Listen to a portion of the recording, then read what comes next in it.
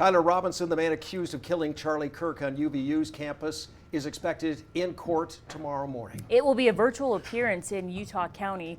So what should we expect from tomorrow's court hearing? Our Natalie Wattis has more from a criminal defense attorney. And Natalie, what is she saying? Well, I'm told tomorrow's hearing is expected to be simple and quick, but the timeline for this case as a whole is expected to be anything but. Monday morning will be the first date that he gets to appear in court with his now appointed attorney. My guess is the court will just make sure that his attorney is willing to accept the appointment, place that on the record, and probably just set further dates for status conferences. Criminal defense attorney Sky Lazaro is not affiliated with the case, but weighed in on what we can expect the process of this highly publicized case to look like. I think there's probably some discovery that needs to be exchanged. In addition, it sounds like this is still an ongoing investigation. Robinson, 22, is being held in the Utah County Jail. After this short hearing, Lazaro says the attorneys will get to work. I would assume that his court-appointed attorney is going to need to add some people to her staff.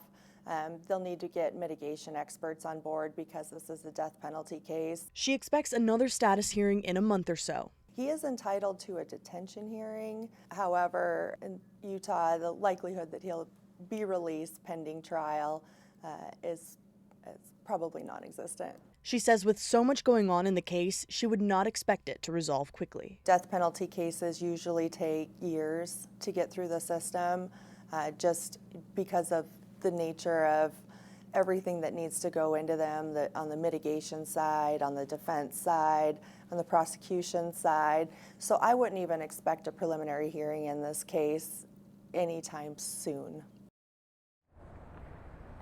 Now, Lazaro says in felony cases, the defendant doesn't have to enter a plea until after the preliminary hearing, which, as you just heard, may be a while here.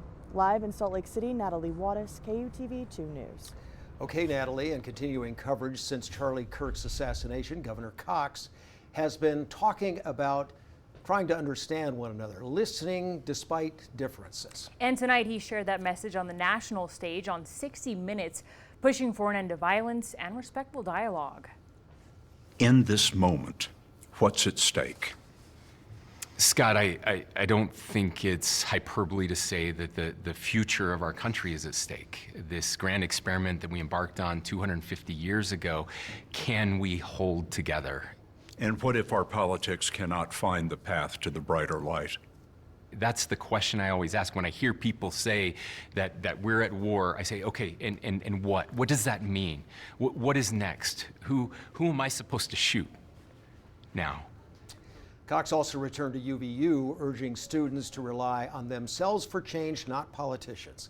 60 Minutes asked if Cox might run for president, and he said he has no interest in a race for the White House. In southern Utah, about 100 people gathered in St. George tonight to sign a Peace Over Polarization proclamation. The statement was written by Washington County residents following the fatal shooting of Kirk at UVU. It calls for an end to celebrating violence, rejecting labels and stereotypes, denouncing abuse of authority, and promoting civil discourse. Organizers say the goal is to inspire unity and hold each other to a higher standard. We got introduced to the world in maybe the ugliest way we could have, but the people here are standing up and showing what we're about and who we really are. And this kind of a gathering where the people of the county came together, put it together, and we're calling on each other to do better, to be better. People are voluntarily showing up on a Sunday. I think that shows people who we are. Attendees were asked to sign the document and urge lawmakers adopt the same pledge. Local, county, and state leaders all attended, including Congresswoman Celeste Malloy. She says grassroots organizing like this can help Southern Utah lead the way after tragedy.